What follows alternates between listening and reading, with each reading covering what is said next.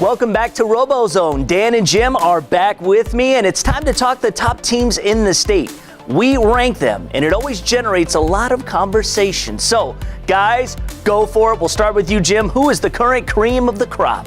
All right, thank you, Lauren. I've got a top 10. List is up on the screen. We're going to talk about a couple of them here. In my number 10 spot, I've got 1481, the Riveters. They were really leading the number 6 Alliance going all the way to the finals at Southfield. So I moved them up.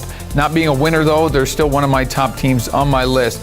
In my number 6 position, I've got the Full Metal Jackets, 5205. Again, finalists at Lakeview, but I put them ahead of a couple of the other winners from the weekend just because they had an exceptional showing and really were the anchor of that alliance. In my number 5 position, I've got 2960, Automation Nation from Birmingham, winner at Southfield, number 1 pick at Southfield. We've got Q Branch in number 4, 4327, winner at Lakeview. We've got the Charge 2619, winner from Kettering in my number 3 position. I've got 4003 Trisonics in number 2, winner at Lakeview. And my overall number 1 pick, Team 33, the Killer Bees, number 1 seed and winner at Southfield District. Naturally. Dan. Completely biased. I have 33 way lower on my list, also at number 1. I think that your robot, Jim, showed the most in week 1. Had a lot of high goal shooting that we didn't see from some other robots, and that made a bit of a difference in some of your matches.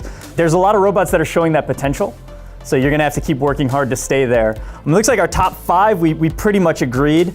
I think the biggest difference here is I've got a few teams that haven't played yet, that have had some exceptional seasons in the past that I'm expecting good things from. 1023 Bedford, got them at number 6. They were, top 5 robot the last 2 years. I think they were the number 1 overall robot in the state in 2015. And that's just too much history for me to rank them outside of the top 10. But we'll see when they play their first match.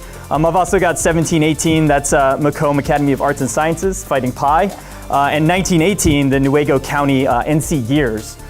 Based on what we've seen from them in past years, I think they'll prove me right. Well, there you go. So 2 different kind of philosophies as they get in their rankings. Jim stuck with teams that played. Dan said, well, we got to go with some of the perennials, even though they haven't got into the action yet. So very good, gentlemen. That's our show for this week. Make sure you follow us on Twitter, Facebook, and Instagram at RoboZone Show. And check out our website, RoboZoneTV.com. If you missed the 9:30 broadcast, RoboZone will air several times throughout the week right here on Fox Sports Detroit. For Jim, Dan, and Kiera, I'm Lauren Plant. We'll see you next week with all the results from Ann Arbor Pioneer, Kettering number 2 Centerline, and St. Joseph right here on RoboZone.